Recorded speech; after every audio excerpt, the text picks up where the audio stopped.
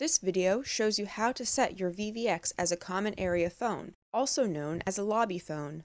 Common area phone mode allows users to access the phone with limited features. Here, you can see the phone menu when all features are accessible. To turn on common area phone mode, go to Home, Settings, Advanced. Enter the admin password. Then, press Administration Settings. Scroll down to the bottom and select Common Area Phone Settings. Press Cap. Change it from Disabled to Enabled.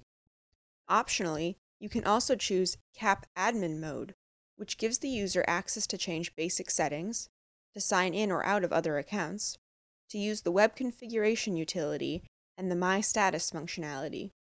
Once you have selected your preferences, go back.